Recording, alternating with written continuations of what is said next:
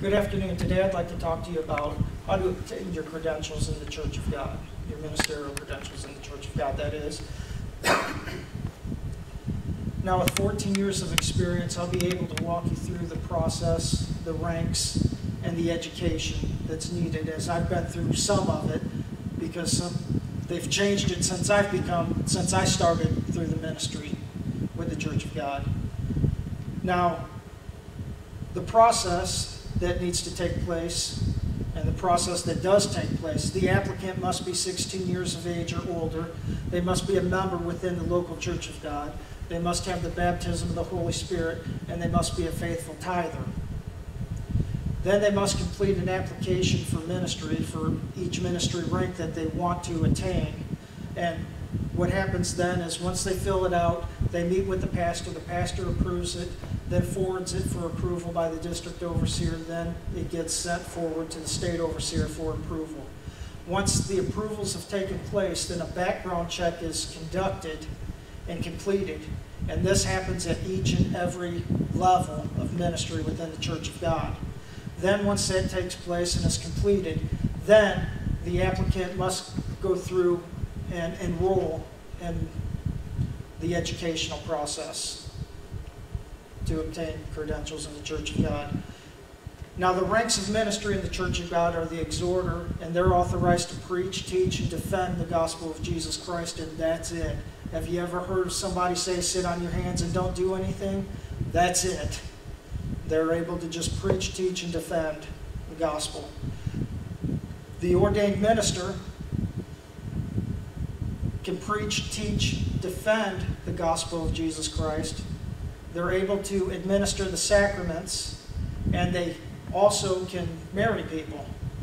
Now, they can only serve on the youth and evangelism boards at the state level, and that's it. So as you're seeing, the progression and ranks is also the progression in what you're authorized to accomplish and do in the Church of God. Now, the ordained bishop is authorized to preach, teach, defend the gospel of Jesus Christ. They can perform the sacraments, they can marry people, and they can serve in any elected office within the Church of God, and they are a member of the General Executive Council in the Church of God, so they can vote. Now, one thing to note, women are not eligible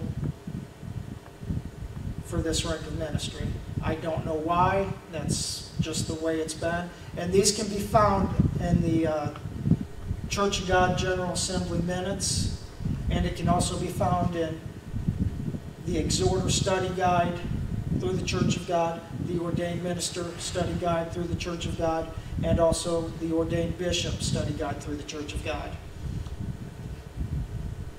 Now, the education process will start with the MAP, Ministerial Affirmation Program, or the MAP.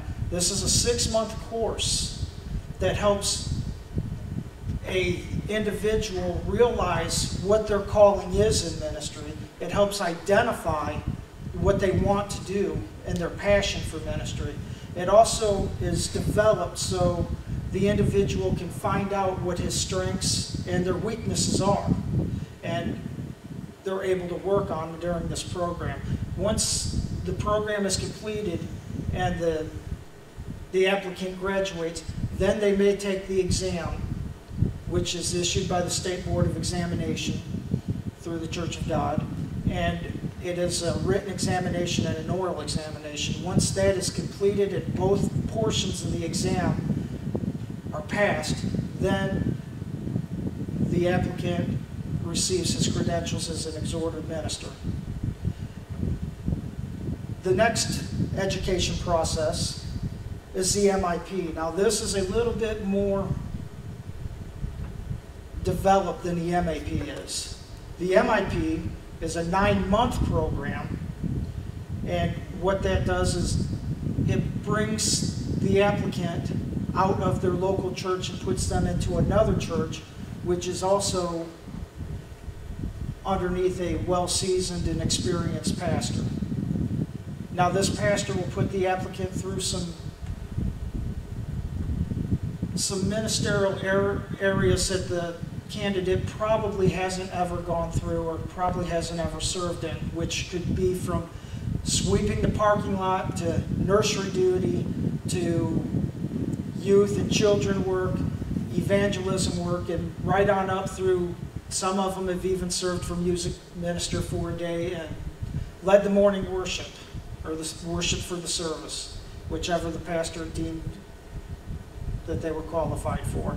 Now, I didn't go through that part of it because I'm married to a music minister, and plus I would have made people cry. We probably wouldn't have had any more people in that church at the time.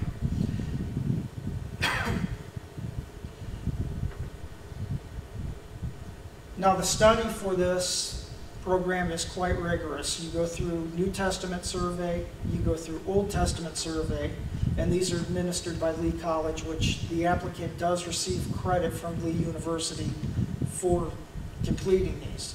Also, Lee University administers Christian Ministries 1 and Christian Ministries 2, which helps the applicant develop their preaching and their teaching style. It helps them also to move along within the ministry, and what else it does is it takes and reviews the strengths and weaknesses that were identified in the MAP program and works on if it's still needed to work. In closing, I just want to say that I didn't bring you through these just to scare you or discourage you, but rather the opposite. What I want to do is I want to encourage you. Now, the Church of God doesn't do this to make it hard to obtain credentials, but they do it because they want you to be successful. A successful minister is going to make a successful church. And a successful church will be a church that goes out and wins the world. Dr. Donald Album, in his book, Created for Connection, Your Calling as a Communicator in Today's World, lists 25 things that God values. But I'm going to leave you with just one that he said. He said, God values the church as an equiper for doing God's redemptive work in the world.